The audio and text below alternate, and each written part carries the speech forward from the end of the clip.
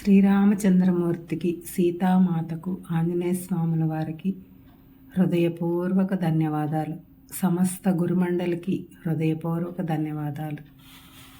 ఇంతటి అద్భుతమైన జ్ఞానాన్ని అందించిన డీనా మిరియం గారికి హృదయపూర్వక ధన్యవాదాలు.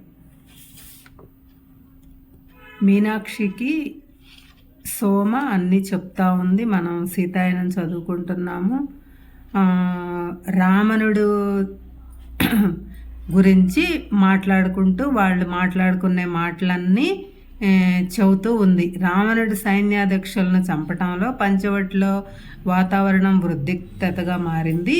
ప్రకృతిలో ఎన్నో వినాశనాలను అడవి జంతువుల్లో, మొక్కల్లో, వర్షంలో మాత గుర్తించింది. విషయాలు ఋతువులకు అనుగుణంగా లేవు. ఈ వినాశనాల వల్ల ప్రకృతి లోకం చేరటానికి ఆమెకు చాలా కష్టమైంది. ఆమె చుట్టూ ఎగురుకుంటూ తిరిగే పక్షులు ఎప్పుడూ ఎక్కడో దాక్కున్నాయి. ఇంత పూర్వం ఆమె నదిలో స్నానం చేస్తుంటే చేపలు చేతుల్లోకి వచ్చి ఆడుకునేది. కానీ ఇప్పుడు అవి లేవు. ఆమె గోదావరి దేవిని దీనికి కారణం ఏంటి అని అడగగా, నది రావణుడి మనుష్యులు మళ్ళీ నదిని తోడు వేస్తున్నామని భయపెట్టడంతో అడవిలోని జీవుల్లాగానే నదీ జీవులు కూడా భయానికి గురయ్యాయి. నది కూడా భయపడిందంట, గురయ్యాయి అని చెప్పింది. ఆ ప్రాంతం అంతా భయ వాతావరణం చుట్టుముట్టింది. ఈ పరిస్థితిని మెరుగుపరచడానికి తాను ఏం చెయ్యాలి మాతకు తెలియలేదు. అప్పుడు రావణుడి సోదరి శూర్పణఖ వచ్చింది. శూర్పణఖ ఇక్కడ ఇబ్బందులు పెంచటానికి రావణునితో పంపబడిందో లేక తనే స్వయంగా వచ్చిందో మాతకు తెలియదు. ఏది ఏమైనప్పటికీ పంచవటికి ఆమె రాక అనేక ఆశ్రమాలలో కలవరం సృష్టించింది. ఆమె అందమైన రూపం ధరించి తన తళుకు బెళుకు వంచనలతో యువకులను లోబరుచుకునేది. మాత శ్రీరాముడు కొన్ని ఆశ్రమాలు సందర్శించినప్పుడు కొందరు చురుకైన విద్యార్థులు ఒక అందమైన స్త్రీచే లోబరుచుకోబడి ఆశ్రమం నుంచి వెలివేయబడటంతో నిస్పృహతో వెళ్ళిపోయేవారు అని విన్నారు. ఈ ఇబ్బందుల వల్ల లక్ష్మణుడు కలత చెంది నిద్రపోలేకపోయేవాడు. వారి ప్రయాణం అంతటిలోనూ వారు ఒక విధానం లక్ష్మణుడు రాత్రంతా మేలుకొని కాపలా కాయటాన్ని పెంపొందించారు. శ్రీరాముడు మాత సూర్యోదయంతోనే నిద్రలేచినప్పుడు ఆయన కుటీరంలోకి వెళ్ళి విశ్రాంతి తీసుకునేవాడు. వారి స్నానం, ధ్యాన సాధన అయిన తరువాత మాత ఉదయం భోజనం సిద్ధం చేసేది.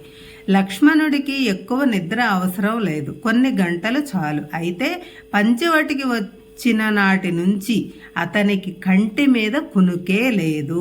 అది అతని విచక్షణపై పనిచేసింది. ఇది మాతపై ఎక్కువ భారాన్ని మోపింది. ఆమె ఎన్ని రకాల నివారణోపాయాలు ప్రయత్నించింది, కానీ ఫలించలేదు. ఒకానొక ఉదయం ఆమె నదికి ఆవలి ఒడ్డున సరైన మొక్క ఉంది అన్న ప్రగాఢ గ్రాహ్యాతతో నిద్ర లేచింది. అది కుటీరం నుంచి చాలా దగ్గరలోనే ఉంది. ఉదయం భోజనం తర్వాత లక్ష్మణుడు విశ్రాంతి తీసుకునే ప్రయత్నం చేస్తుండగా రాముడు పక్క గ్రామంలో సూచనలు ఇవ్వటానికి వెళ్ళగా ఆమె ఒక్కటే బయటకు వెళ్ళాలని నిశ్చయించుకుంది. అది చాలా దూరం లేదు కనుక తను దగ్గరలోనే ఉంటాను, పర్వాలేదు అనుకుంది. మాత నది వద్దకు వచ్చి ఎట్లా దాటాలా అని అనుకుంటూ ఉండగా ఆమె కుమార్తె గోదావరి ఒక చోటు చూపింది. అది దాటి రావటానికి అనువైనది అంది. ఆమె నది దాటి మొక్క కోసం వెతకసాగింది. మళ్ళీ గోదావరి కల్పించుకొని ఆమె వెతికే మొక్క సమృద్ధిగా లభించే పాయను చూపింది. ఆ పాయను వెతుక్కుంటూ మాత అడవి లోపలికి వెళ్ళింది. ఆమె అన్వేషణ ఫలించి ఒక బుట్ట నిండా మొక్కలు నింపుకొని మాత ఇంటికి బయలుదేరింది. హఠాత్తుగా పక్షులు, కోతులు, ఇంకా అడవి శబ్దాల మధ్య ఒక స్త్రీ స్వరం ఆమెకు వినిపించింది. ఆ శబ్దాలు దాదాపు ఏడుస్తున్నట్టుగా మాతను పిలిచాయి. ఆమె ఆ స్వరాన్ని అనుసరించకుండా ఉండలేకపోయింది. ఆమె ఒక పాడుబడ్డ కుటీరాన్ని చేరింది. ఒక యువతి దాని బయట పార్వతీదేవి విగ్రహం ముందు అనేక పుష్పాలతో పూజిస్తూ కూర్చుని ఉంది. ఆ స్త్రీ పార్వతీదేవిని ఎంతో విషాద స్వరంతో ప్రార్థిస్తూ ఉంది.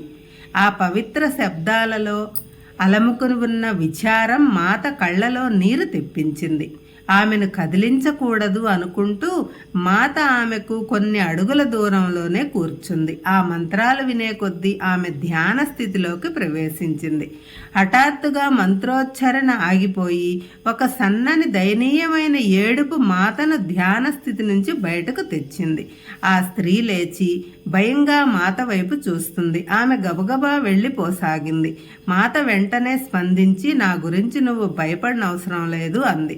తను కూర్చున్న చోటు నుంచి లేస్తూ, నేను ఇక్కడ మొక్కలు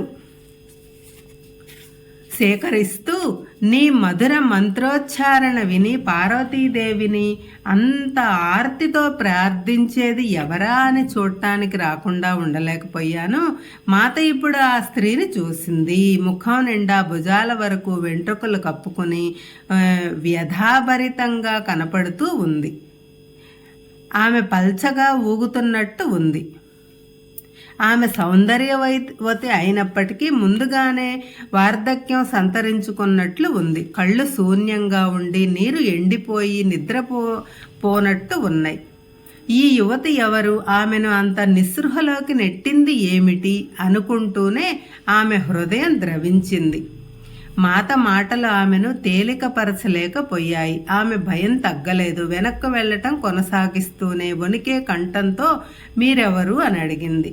నేను సీతను. ఇక్కడకు సమీపంలోనే నా భర్త రామునితోనూ మరిది లక్ష్మణునితోనూ నివసిస్తున్నాను. అది అయ్యుండదు అని ఆ స్త్రీ భయంతో బిగ్గరగా ఏడవసాగింది.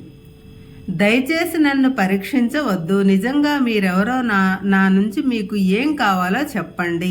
ఆమె నుంచి పెద్ద నిట్టూర్పు వెలువడి ఏడుపు వలన ఛాతి ఎగసపడసాగింది. సీత గుర్తింపుని ఇంతకుముందు ఎవ్వరూ సందేహపడకపోవటం చేత ఆమె అయోమయానికి గురై, అది నిజం, నేను సీతను.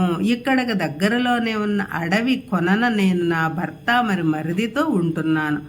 బిడ్డ, నువ్వు ఎందుకు ఇంత భయపడుతున్నావు అన్నది. ఆ మాటలు విన్నాక కూడా ఆమె సందేహాలు తీరలేదని గ్రహించి మాత తన ప్రశాంతతతో కూడిన ప్రేమపూర్వకమైన చూపులతో ఆమె హృదయంలోకి ప్రవేశించి ఆ స్త్రీ మనస్సులోని భయాన్ని సున్నితంగా తొలగించింది. నవ్వుతూ మాత ఆమెకు తన చేతిని అందించి, నా కళ్ళలోకి చూడు, నేను చెప్పిన వ్యక్తితో అవునో కాదో తెలుస్తుంది. ఆ స్త్రీ తన కన్నీటిని తుడుచుకుని కొంత సంకోచంతో మాత కళ్ళలోకి చూసింది. ఆ ప్రేమపూరిత నయనాలు ఆమెకు స్వస్థత చేకూర్చాయి. అవును, ఇప్పుడు నేను మిమ్మల్ని నమ్ముతున్నాను. ఆమె నెమ్మదిగా మాత చేతిని అందుకుంది. ఆ వేరే స్త్రీ, ఆమె కళ్ళు మీకులాగా స్పష్టంగా సున్నితంగా లేవు. మీ కళ్ళలో వంచన లేదు. హఠాత్తుగా ఆమె నిజంగానే సీత ఎదురుగా నిలబడ్డానని గుర్తించి ఆమెను సందేహించినందుకు పశ్చాత్తాపడి నేలపై కూర్చుంది. సీత పాదాలను తాకి, మాత, మిమ్మల్ని సందేహించినందుకు క్షమించండి. నాకు మిమ్మల్ని కలుసుకునే అదృష్టం ఉందని నేనెప్పుడూ ఊహించలేదు. నేను ఇంతటి గౌరవానికి అర్హురాలని కాదు. అంతేకాక నా దగ్గర మీకు అర్పించటానికి ఏమీ లేదు. ఆ స్త్రీ రూపాన్ని చూసి ఆ మాటలతోనూ మాత ఎంతో కదిలిపోయి చాలాసేపటి వరకు మాట్లాడలేకపోయింది.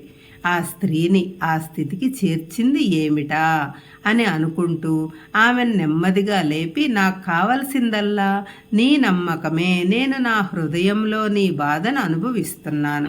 అయితే దానికి కారణం నాకు తెలియదు. నువ్వు నీ కథను నాతో చెప్పినట్లయితే మనం ఇద్దరం కలిసి నీ బాధకు గల కారణాన్ని తొలగిద్దాము. మాత, అది అసాధ్యం. నాకు భయం వేస్తుంది. ఆమె ఎటో చూస్తూ చెప్పింది. తిరిగి విగ్రహం ముందు కూర్చుని పార్వతీదేవి వైపు తదేకంగా చూస్తూ ఆమె మౌనంగా ఉండిపోయింది. మాత ఆమె పక్కన కూర్చుని ఆమె చెప్పటం కోసం ఎదురు చూసింది. ఎట్టకేలకు ఆమె ఆగుతూ, నా పేరు చంద్రిక. నాకు ఒక తెలివైన యువ ఋషితో వివాహం జరిగింది. మా గురువు గారికి నా భర్త సామర్థ్యం మీద ఎంతో నమ్మకం ఉండి తన శిష్యులను ఆయన వద్దకు పంపేవారు. కొంతకాలం తరువాత మేము మా గురువుగారి దగ్గరలోనే చిన్న ఆశ్రమం ఏర్పాటు చేసుకున్నాము. ఆ నోట ఈ నోట వార్త వ్యాపించి ఎక్కువ మంది విద్యార్థులు రాసాగారు. వారు నా భర్తను ఆరాధించే విధానం చూసి నేను గర్వపడేదాన్ని.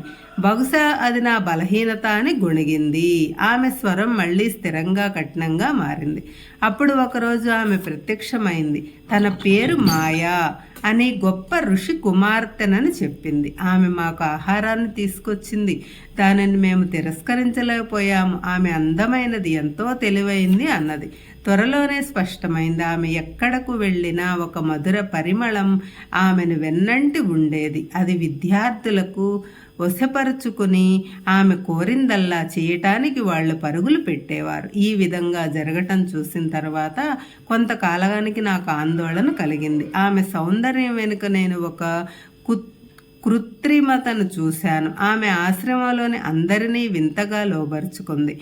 నేను నా భర్తను హెచ్చరించే ప్రయత్నం చేశాను. కానీ ఆయన ఆమె ఒక దేవతా స్త్రీ అని, తన ఆధ్యాత్మిక సాధనల స్థాయి వలన ఈ ఆశ్రమాన్ని ఎంపిక చేసుకుందని చెబుతూ నన్ను దూషించాడు.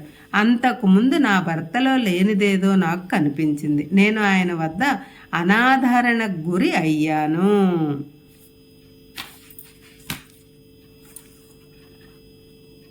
జై శ్రీరామ్.